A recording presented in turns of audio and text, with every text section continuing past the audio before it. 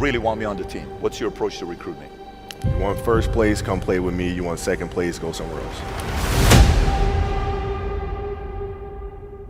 Like I would watch Magic play. I'd watch Michael play. And I would see them do these unbelievable things, and I'd say, you know, can I get to that level? I don't know, but let's find out.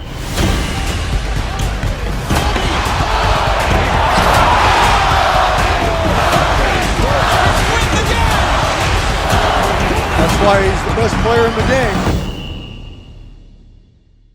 Everything was done to try to learn how to become a better basketball player. Everything, everything. And so when you have that point of view, then literally the world becomes your library to help you to become better at your craft. So because you know what you want, the world's giving you exactly the information you need to become better at it. Because you know what you're looking for.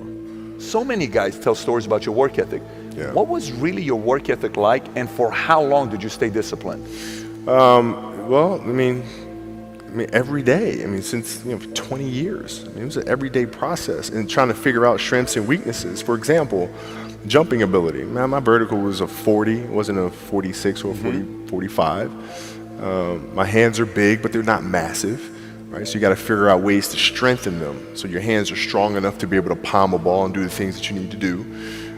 Quickness, I was quick, but not insanely quick. I was fast, but not ridiculously fast. Right? So I had to rely on skill a lot more. I had to rely on angles a lot more. I had to study the game a lot more. And but I enjoyed it though. So like from the time I can remember when I started watching the game, I studied the game, and it just never changed. It's a good separation for me, emotionally, to be able to put myself in a place where at practice or when I'm training or during games, I switch my mind to something else.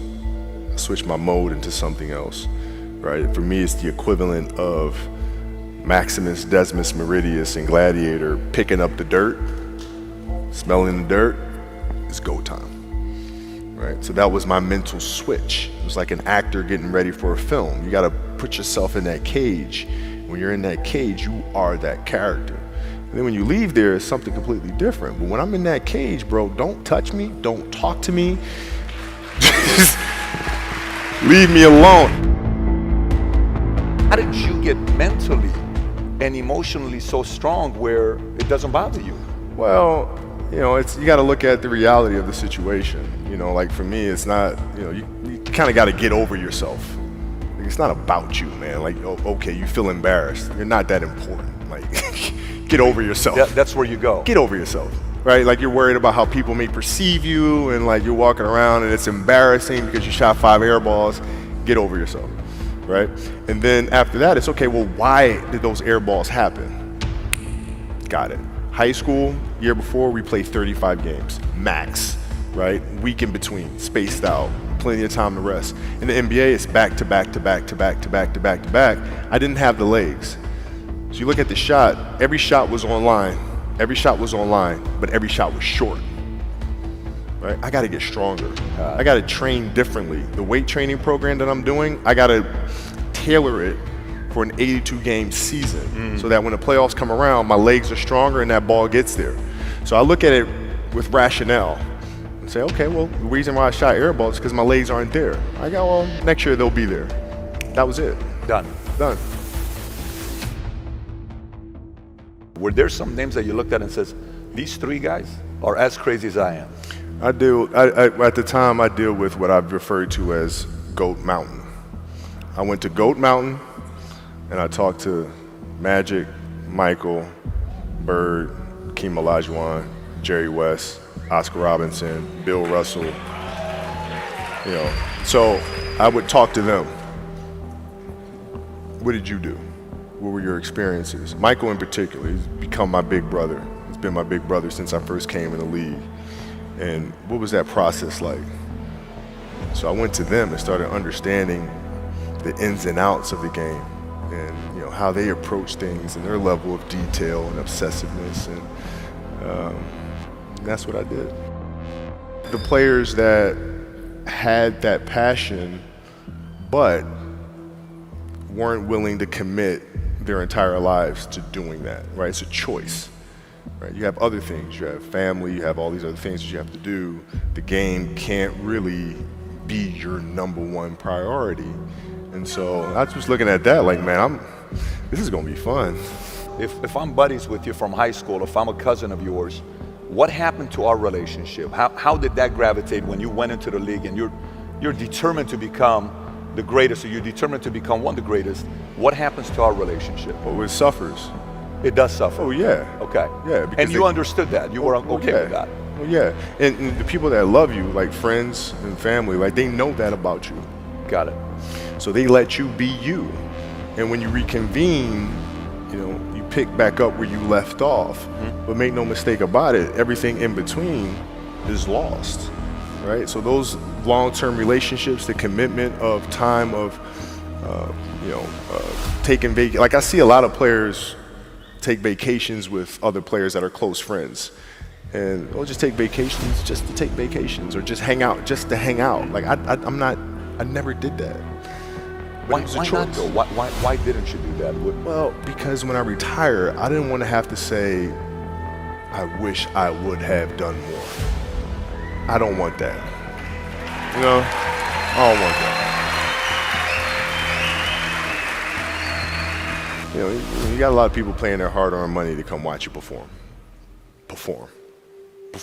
It's your job to be in shape. It's your job to be strong enough to perform at that level every single night. And as a competitor, I'm not ducking shit.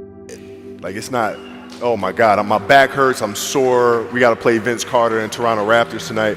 We actually had this happen. We had a game against Toronto in 2000, and Vince was tearing the league up. My back was jacked.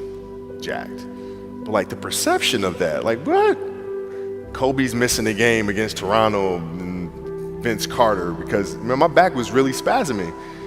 But people will be like, what? Oh, he's ducking Vince. Excuse me? No, I don't think so. So I would be in the layup line like, okay, there's a lot of days where you can rest and recover. Today ain't one of them. Your back can bother you any other day. That shit ain't bothering me today. Wow. He gonna have to see me today. Yeah. Amen. Yeah.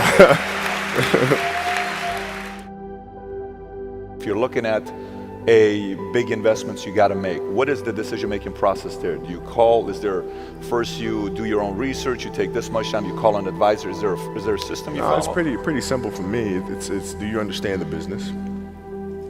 Is it a business that you can help in some form or fashion? What are the barriers of entry to that business? And then the entrepreneurs themselves, the company itself, right? Do they have a culture that you believe is sustainable? Are these leaders people that you believe in? Are they people that are obsessives? And in turn, have they created a culture of obsessiveness? So I tend to look at those 4 factors, and that's it. That's big right there, by the way. I don't know if you guys caught that right there. That's pretty massive right there. Same determination. What's your current work schedule look like today?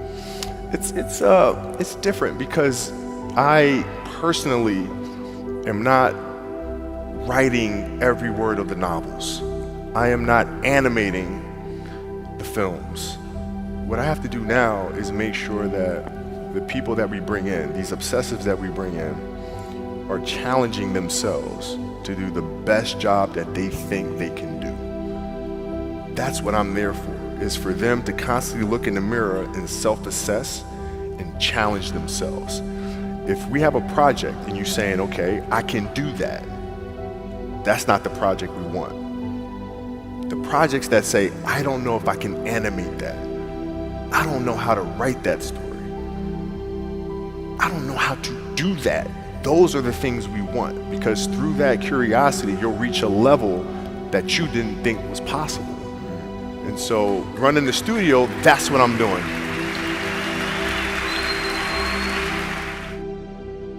You're playing against the Golden State Warriors.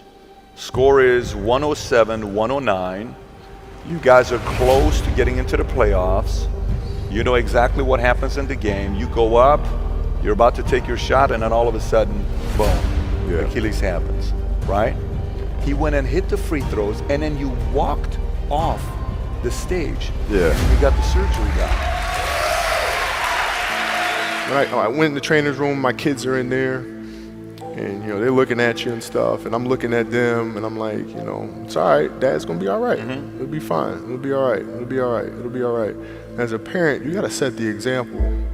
You gotta set the example. This is another obstacle. This obstacle cannot define me. It's not gonna cripple me. It's not gonna be responsible for me stepping away for the game that I love. I'm gonna step away on my own terms. And that's when the decision was made that, you know what, I'm doing it. I'm doing it. You're a freaking beast, bro. Yeah, hey.